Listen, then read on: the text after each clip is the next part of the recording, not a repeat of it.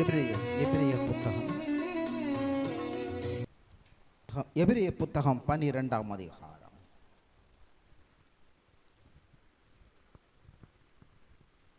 முதல் வசனம்.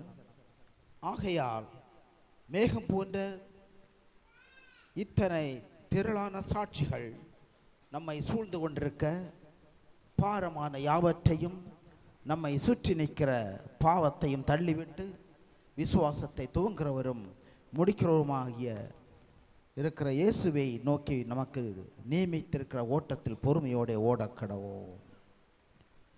முதலில் சொல்லப்பட்டிருக்கிறது, மேகம் போன்ற இத்தனை திரளான சாட்சிகள். எங்க? அதுதான் 11ஆம் அதிகாரத்தை வாசிங்க. நீங்கள் பழைய ஏற்பாடில் உள்ள மேகம் போன்ற திரளான சாட்சிகள், பல தெய்வ மனுஷர்கள் தேவனின் நாமத்தினாலே செய்த அதிசயங்கள், அற்புதங்கள் எழுதப்பட்டிருக்கிறது. அதை தொடர்ந்து இங்கே சொல்லப்பட்டிருக்கிற காரியம் 12ஆம் அதிகாரம் 1ஆம் வசனத்தில், பாரமான யாவற்றையும் நம்மை சுற்றி நெருங்கி நிற்கிற பாவத்தையும் தள்ளிவிட்டது. என்னது பாரம்? பார்த்திருக்கீர்கள், நம்முடைய அனுதின வாழ்க்கையில் நாம் பார்க்கிறோம் அநேக காரியங்களை குறித்த கவலை. நாளைய நாள் என்ன செய்வோம், சந்திக்க இருக்கிற பிரச்சனை எப்படி விடுதலையாக போகிறோம், எந்நாள் வரை இப்படிப்பட்ட நாம் இடுக்கத்தில் நாம் வாழ்ந்து கொண்டிருப்போம். இப்படிப்பட்ட பலவிதமான பாரங்கள். அதே போல நம்மை சுற்றி நெருங்கி நிற்கிற பாவங்கள். நமக்கு தெரியும், பாவம் எப்பொழுதுமே நம்மை சுற்றி நெருங்கி நிற்கிறது. எந்த வினாடியிலுமே நாம் விழுந்து விடுவோம். ஆகவே இங்கு சொல்லப்படுகிறது, நம்மை பாரமான யாவற்றையும் நம்மை சுற்றி நிற்கிற பாவத்தையும் தள்ளிவிட்டு விசுவாசத்தை தொடங்குகிறவரும் முடிக்கிறவருமாயிருக்கிற இயேசுவையை நோக்கி நமக்கு நியமித்திருக்கிற ஓட்டத்தில் பொறுமையோட ஓடிக்கடவோம். ஆண்டவர் தெளிவாக சொல்லுகிறார், ஒவ்வொரு நாளும் பலவிதமான பாரங்களை சந்திக்கிறோம், பலவித பிரச்சனைகள் நிமித்தம். அதே போல நம்மை நெருங்கி நிற்கிற பாவங்கள், இவற்றையெல்லாம் தள்ளிவிட்டு விசுவாசத்தை தொடங்குகிறவரும் முடிக்கிறவருமாகிய இயேசு கிறிஸ்துவின் மீது மனக்கண்களை பதித்து இந்த ஓட்டத்தை ஓடக்கடவோம். நீங்கள் நீச்சல் அடிப்பதை பார்த்தீர்களா? நீச்சல் குளத்தில் நீச்சல் அடிக்கும்போது 2 கைகளை வைத்து தண்ணியை தள்ளுவார்கள். 2 கைகளை வைத்து தண்ணியை தள்ளி கொண்டு அவர்கள் முன்னே போவார்கள். அதே போலதான் இங்கே சொல்லப்படுகிறது, ஒரு பக்கத்தில் பலவிதமான பாரங்கள், இன்னொரு பக்கத்தில் பாவங்கள். 2 கைகளை வைத்து இவைகளை தள்ளிவிட்டு கண்களை பரத்துக்கு நேராக ஏறெடுத்து விசுவாசத்தை தொடங்குகிறவரும் முடிக்கிறோமாகிய இயேசு கிறிஸ்துவை நோக்கியே நாம் இந்த ஓட்டத்தை ஓடக்கடவோம். நாம் அநேக நேரத்தில் சோதிக்கப்படுவோம். சாத்தானின் தந்திரமான வழிகளே, நாம் மனுஷர்களை நோக்கி, நமக்கு சில பிரச்சனைகளை நோக்கியே கண்களை அதன் மீது பதித்து இந்த ஓட்டத்தை ஓடிக்கொண்டே இருப்போம். இது சாத்தானுடைய தந்திரம். தேவனிடத்திலிருந்து நம்மை திசை திருப்புவதற்காக பலவிதமான பிரச்சனைகள், அதற்கு காரணமான சில மனிதர்களை நம்முடைய மனக்கண்களுக்கு பெரிதாக காண்பித்து கொண்டே இருப்பான். நாம் மனக்கண்கள் அவர்கள் மீது பதிக்கும் பொழுது நிச்சயமாகவே தேவன் மீது கண்களை பதித்து இந்த ஓட்டத்தை ஓடவே முடியாது. இதற்கு உதாரணமாக, அப்படி ஓடுகிறவர்கள் எப்படிப்பட்ட சூழ்நிலையிலும் தடைய மனக்கண்களை தேவன் மீது வைத்து ஓடுகிறவர்கள் எப்படிப்பட்ட பிரச்சனை ஆயினும்,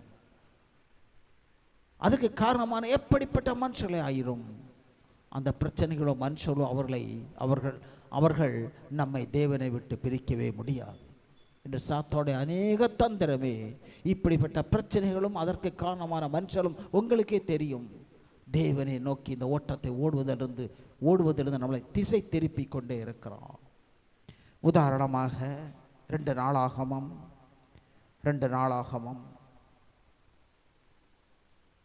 20ஆம் அதிகாரம். இங்கே பார்க்கிறோம், யூதா தேசத்திற்கும் 1வது வசனம், மோவாவிய புத்தர், அம்மோன் புத்தர் இவர்களுக்கும் ஒரு மிகப்பெரிய யுத்தம். அவர்கள் பெரிய கூட்டத்தார் கடற்கரை மணலை போல் வருகிறார்கள் யூதா தேசத்தை எதிர்த்து. அதன் ராஜா யோசபாத் அவர் வரும்போது தெரியவில்லை யோசபாத்துக்கு என்ன செய்வதென்று. 3வது வசனம், அப்பொழுது யோசபாத்து பயந்து கர்த்தரை தேடுவதற்கு ஒருமனப்பட்டு யூதாவுக்கு உபவாசத்தை கூறி அறிவித்தான். 15வது வசனம் பாருங்கள். சகல யூதா கோத்திரத்தாரே, எருசலேமின் குடிகளே, ராஜாவாகிய யோசபாத்தை கேளுங்கள். நீங்கள் அந்த ஏராளமான கூட்டத்திற்கு பயப்படாமலும் கலங்காமல் இருங்கள். பார்த்தீங்களா, கூட்டம் ஏராளமானதாக இருக்கும். நீங்கள் முதலில் செய்ய வேண்டிய காரியம், அதை பார்த்து பயப்படாதீங்கள், கலங்காதேயுங்கள். கர்த்தர் உங்களுக்கு சொல்லுகிறார். ஏனெனில் இந்த யுத்தம் உங்களுடையது அல்ல, தேவனுடையது. நீங்கள் சந்திக்க போகிற மிகப்பெரிய யுத்தமோ உங்களுடையது அல்ல, தேவனுடையது. தேவன் உங்களுக்கு வெற்றியை தருவார்.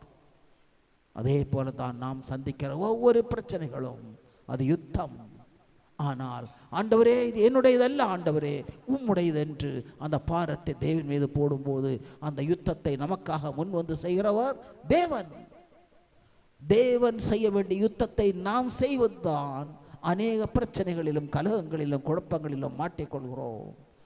எந்த பிரச்சனையாயிருந்தாலும் அதற்கு காரணமான எந்த மனுஷனாயிருந்தாலும் என் தேவன் அதை பார்த்து கொள்வார் என்று விசுவசிக்கிறது தான். அப்படிப்பட்ட விசுவாசிக்கிற மனுஷன் அவன் கலங்காமலும் திகையாமலும் எல்லா வேளையிலும் அவன் நிதானத்தோடு இருப்பான். அதுக்கப்புறம் பார்த்தீர்களா அந்த யுத்தம்? அவர்கள் 21 பாருங்க, கர்த்தரை துதியுங்கள் கிருபை என்றும் பிற்பகுதியில் அவர்கள் எடுத்துக்கொண்ட ஆயுதம் போர் ஆயுதம் அல்ல, உலோகங்கள் அல்ல, போர் ஆயுதமோ பீரங்கி அல்ல. 21 பின்பு அவன் ஜனத்தோடு ஆலோசனை பண்ணி பரிசுத்தமுள்ள மகத்துவத்தை துதிக்கவும் ஆயுதம் தரித்தவர்களுக்கு முன்பாக நடந்து போய் கர்த்தரை துதியுங்கள், அவர் கிருபை என்று உள்ளதென்று கர்த்தரை பாடவும் பாடகரை நிறுத்தினார். ஆயுதங்கள் ஏந்திய சிப்பாய்களை நிறுத்தவில்லை, சேனைகளை நிறுத்தவில்லை. கர்த்தரை முழு இருதயத்தோடு துதிப்பவர்களையே சத்துருக்களுக்கு எதிராக நிறுத்தினான். பாருங்கள் 22ஆம் வசனம், அவர்கள் பாடி துதி செய்ய தொடங்கின போது யூதாவுக்கு எதிராக வந்து பதிவிருந்த அம்மோன் புத்திரரையும் மோவா புத்திரரையும் சேயூர் மலை தேசத்தாரையும் ஒருவருக்கு விரோதமாய் ஒருவர் கர்த்தர் எழும்ப பண்ணி அவர்களை வெட்டுண்டு விழுந்தார்கள். யுத்தத்துக்காக வந்த அவர்களே ஒருவருக்கொருவர் பட்டயத்தினால் கற்கினால் வெட்டி அவர்களே மாண்டார்கள். அந்த யுத்தத்தை அவர்கள் யூதா தேசத்துக்காக செய்ய அனுமதிக்கவில்லை ஆண்டவர். அவர்களையே கலங்கடிக்க பண்ணி அவர்களே ஒருவருக்கொருவர் வெட்டுண்டு விழுந்தார்கள். இதான் தேவான் செய்யும்போது பாருங்கள். நான் ஒரு பிரச்சனை வருகிற வேளையில், ஒரு பாடுகள் வருகிற வேளையில், கஷ்டங்கள் வருகிற வேளையில் வல்லமையான ஆயுதமாக துதி என்னை கையில் எடுத்த தேவனை துதித்து தோத்தரித்து ஆராதிக்கிறது நிமித்தம் சாத்தான் எவ்வளவாய் நம்மை மனுஷருக்கு நேராக திசை திருப்புகிறான். பார்த்தீர்களா? துதி எடுக்கும்போது என்ன நடக்கும்? துதி எடுத்தால் பார்த்தீர்களா, வேதத்தில் எங்கே எழுதியிருக்கு? நீ பட்டயத்தை எடுத்தால் சாத்தான் ஓடுவான் என்று எழுதவே இல்லை. துதி எடுத்தால் சாத்தான் ஓடுவான். இந்த நாட்களில் நான் சொல்லுகிறேன், அநேக யுத்தங்கள் பிரச்சனைகள் தேவன் நமக்காக முன்னின்று யுத்தம் செய்ய வேண்டியதை நம்முடைய சுயபலத்தினால் நாமே செய்து பல கண்ணிகளில் மாட்டிக்கொண்டோம். தாவீது கோலியாத்துக்கு நேராக நிற்கிறான். அந்த கோலியாத்தை விழப்பண்ண இஸ்ரவேல் ஜனங்களால் யாராலே முடியவில்லை. தாவீது ஒரு வாலிபன், சின்ன பையன். என்ன சொன்னான்?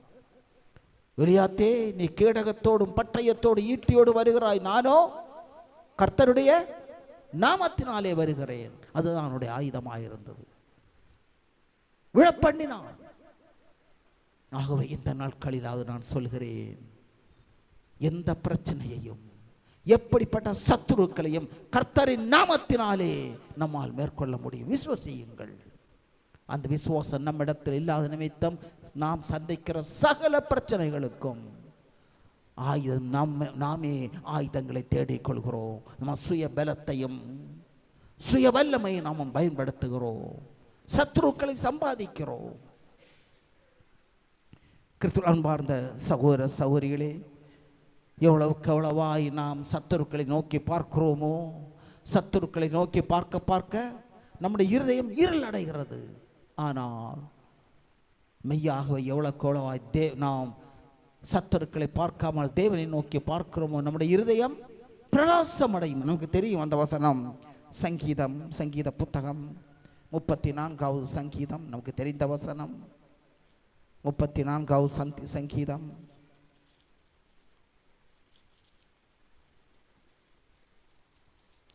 5வது வசனம். அவர்கள் அவரை நோக்கி பார்த்தபோது, யாரு? தேவனை நோக்கி பார்த்தபோது பிரகாசம் அடைந்தார்கள், அவர்கள் முகங்கள் வெட்கப்படவில்லை. அவர்கள் தேவனை நோக்கி பார்த்த பொழுது பிரகாசம் அடைந்தார்கள். எப்படிப்பட்ட பிரச்சனையின் நிமித்தமும் பாடுகள் நிமித்தமும் நம் இருதயம் இருளால் நிறைந்திருக்கிற வேளையில் சொல்லப்படுகிற கர்த்தரை நோக்கி பாருங்கள், அவரை துதியுங்கள், உங்களது இருதயம் பிரகாசமடையும். உங்களுடைய விசுவாசத்தை நிமித்தம் யுத்தம் பண்ணுவது நீங்கள் அல்ல, கர்த்தர் உங்களுக்காக யுத்தம் பண்ணுவார். அதைத்தான் ஆண்டவர் சொல்லுகிறார். பார்த்தீர்களா? ஒரு பறவையை பாருங்கள். இந்த பறவையானது அது மேலே நோக்கி பறக்கிற வேளையில் பூமியின் புவியீர்ப்பு சக்தியால் கீழே விழாமல் இருப்பதற்காக அந்த பறவைக்குள் ஆண்டவர் ஒரு ஜீவனை வைத்திருக்கிறார். அந்த ஜீவன நிமித்தம் புவியீர்ப்பு கீழே எடுக்கிற புவியீர்ப்பு சக்திக்கு எதிராக அந்த பறவையோ மேலோக்கி பறக்கிறது. நீ கழுகை பார்த்திருக்கிறீர்கள், அதை பழப்பதை பார்த்தால் ஆச்சரியமாக இருக்கும். அவ்வளவு உயரத்தில் அது சக்தியாய் பறந்து கொண்டே இருக்கும். எதன் நிமித்தம்? அதனுள் இருக்கிற ஜீவன நிமித்தம். ஆனால் மனுஷர்களாகிய நமக்குள் ஆண்ட ஒரு ஜீவனை வைத்திருக்கிறார், தெரியுமில்ல? அதுதான் நம்முடைய சுய ஜீவன். இந்த ஜீவனோ நம்மை பூமிக்கு நேராக எல்லா சூழ்நிலையிலும் பூமிக்குரியவளை இச்சிக்கும்படி, அதையே வாஞ்சிக்கும்படி, பூமிக்குரியவளை சார்ந்திருக்கும்படி நம்மை கீழ் நோக்கி இழுத்துக்கொண்டே இருக்கும். பாருங்கள், பறவைக்குள் இருக்கிற ஜீவன் அதை மேல் நோக்கி இழுத்து கொண்டிருக்கும். மேல் நோக்கி பறக்கிறது. நமக்குள் இருக்கிற ஜீவனோ கீழ் நோக்கி நம்ம இழுத்து கொண்டே இருக்கிறது. நாம் மாம்சத்துக்குரியவர்கள், பூமிக்குரியவளை தேடுகிறோம். ஆனால் தேவன் என்ன செய்கிறார் தெரியுமா?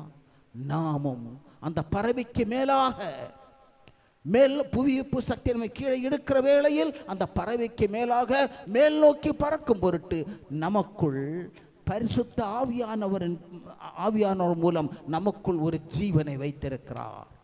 இந்த ஜீவனோ அந்த பறவைக்கு மேலாய் நேர உயரங்களில் மேலானவளை உயரத்தில் பறந்து மேலானவளை தேடி அதையே வாஞ்சித்து முழுக்க பரலோக சிந்தனையில் வாழ உதவி செய்கிறது. இந்த நாட்களிலாவது தேவன் நம்மை எப்படி படைத்திருக்கிறார் என்பதை நாம் ஆலோசித்து பார்ப்போம். நாம் சங்கீதம் 25:15 வசனம் பாருங்கள். தாவீது சொல்றாப்ல, என் கண்கள் எப்பொழுதும் கர்த்தரையே நோக்கி கொண்டிருக்கு. பார்த்தீங்களா? தாவீது சந்திக்காத பிரச்சனையா? ஒவ்வொரு நாளும் சத்துருக்களினால் காடுகள் மலைகள் என்று துரத்தப்படுகிறான். அவன் உயிரே ஊஞ்சலாடி கொண்டிருக்கிறது. ஒவ்வொரு நாளும் உபத்திரவங்கள். அவன் சொல்கிறான், அவன் உபத்திரவத்தின் மத்தியிலும் பாடுகளின் மத்தியிலும் என் கண்கள் எப்போதும் கர்த்தரை நோக்கி கொண்டிருக்கிறது. அவரே என் கால்களை வலைக்கு நீங்களாக்கி விடுகிறார். அவரே என் கால்களை கண்ணியில் சிக்க விடாமல் நீங்களாக்கி விடுகிறார். பார்த்தீர்களா?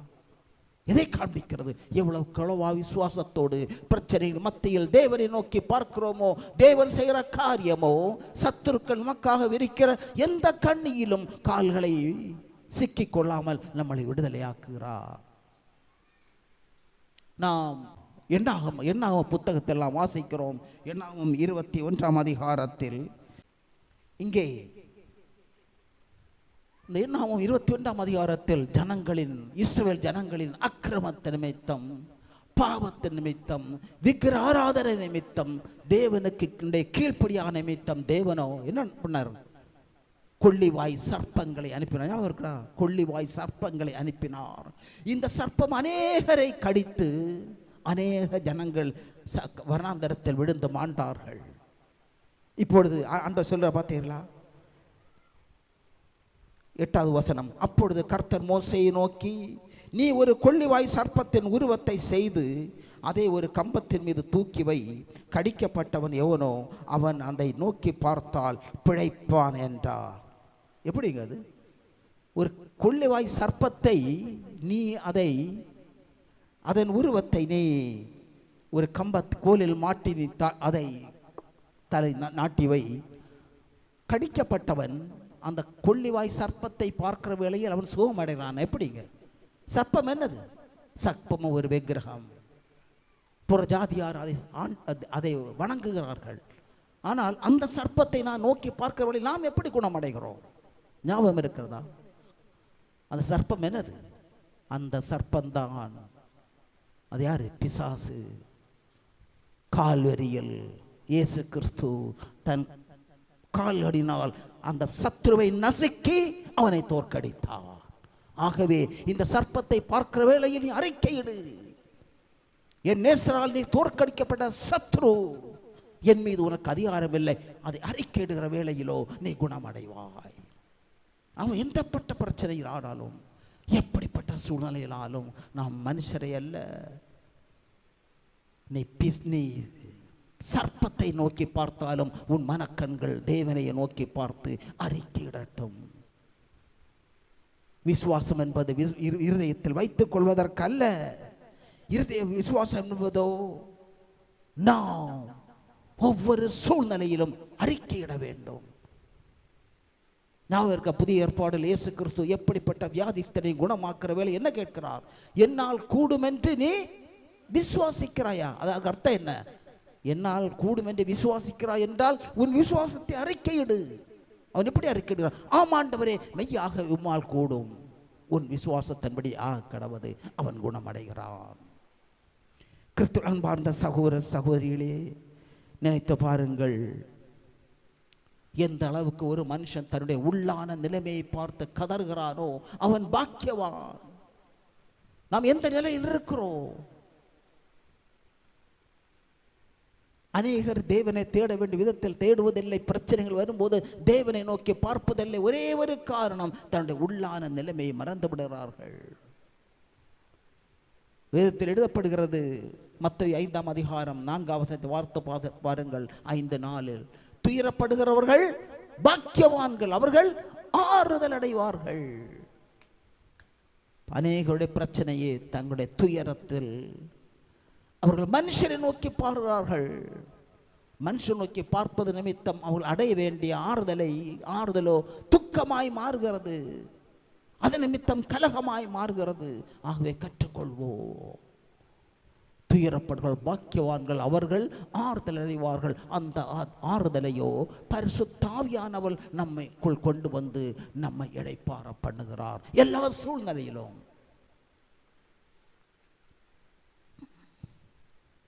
ஞாபகம் இருக்கிறதா? லூக்கா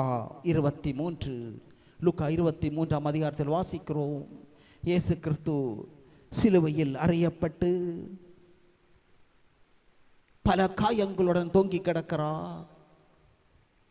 தாங்க முடியாத வேதனை. அவர் பல காயங்களுடன் சிலுவையில் அறையப்பட்டு தொங்கி கிடந்தாலும் அதை லூக்கா 23:34 வாசித்து பாருங்கள். என்ன செய்கிறார்? சுற்றிலும் சத்துருக்கள் நிற்கிறார்கள். ஈட்டியால் தன்னை குத்தினவன், அநேக அடிகள் அடித்தவன் சாட்டையினால் சுற்றி நிற்கிறார். பிதா என்ன பண்ணார்? அவர்களை சபித்தாரா? அவரை நோக்கி பார்த்தாரா? அவரை நோக்கி பார்க்கவில்லை.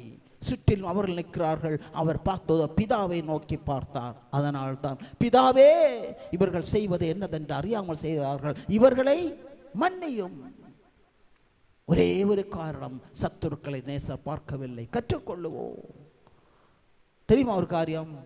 நம்மை உடைத்து உருவாக்கும்படி, நம்மை பரிசுத்தமாக்கும்படி தான் தேவன் ஒவ்வொரு சோதனையோட கடந்து போக பண்ணுகிறார். ஆகவே நமக்கு தீமை செய்யும்படி சத்துருக்களையும் ஆண்டவரை அனுமதிக்கிறார். அந்த சத்துருக்களை சபிப்பதற்கல்ல, அவர்களை எதிர்த்து போராடுவதற்கல்ல, அவர்களை முற்றிலும் மன்னிப்பதற்கு. இயேசு மன்னித்தது போல், ஸ்தேவான் மன்னித்தது போல் முற்றிலும் அவர்களை மன்னித்து விடுதலை செய்வதற்கு. எவ்வளவு கௌரவாய் மன்னித்து விடுதலை செய்கிறோமோ நம் இருதயமோ சுத்திகரிக்கப்படுகிறது. மட்டுமல்ல, கிறிஸ்தவன் சாயலாகிய மற்றவர்களை எளிதில் மன்னிக்கும் நல்ல சுபாவத்தை பெற்றுக் கொள்கிறோம். கற்றுக்கொள்ளுங்கள். நமக்கு வருகிற பாடுகளும் கஷ்டங்களும் நம்மை தண்டிப்பதற்கல்ல, அது ஒரு சோதனை. அதனோடு கடந்து போய் நாம் சுத்திகரிக்கப்பட வேண்டும் என்பதே தேவனுடைய சித்தம். ஞாபகம் இருக்கிறதா? இயேசு கிறிஸ்து கைது செய்யப்பட்டு அங்கே அவர் கைது செய்யப்பட்ட கெத்செமனேயில் வைத்து கைது செய்யப்பட்ட போது என்ன நடந்தது? லூக்கா 22ஆம் அதிகாரம். அவரை கைது செய்யப்பட்டு அங்கே அலங்கோலமான நிலையில் அங்கே நிற்கிறார் பாருங்கள். 49வது வசனம். அவரை சூழ்ந்து நின்றவர்கள் நடக்க போகிறதை கண்டு, ஆண்டவரே பட்டயத்தினாலே வெட்டுவோமா என்றார்கள். யார்? அவருடைய சீஷர்கள். ஆண்டவரே இந்த கொலை பாதகர்களை பட்டயத்தினால் வெட்டுவோமா என்றார்கள்.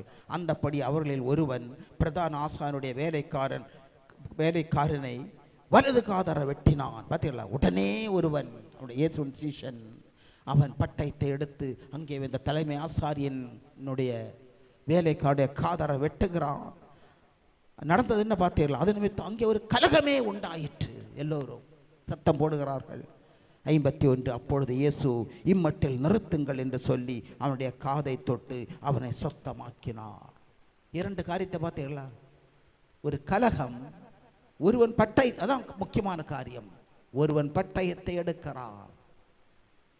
இவர்கள் தீயவர்கள் தீமைக்கு தீமை செய்வடி பட்டயத்தை எடுக்கிறான். அங்கே ஒரு கலகம் நடக்கிறது.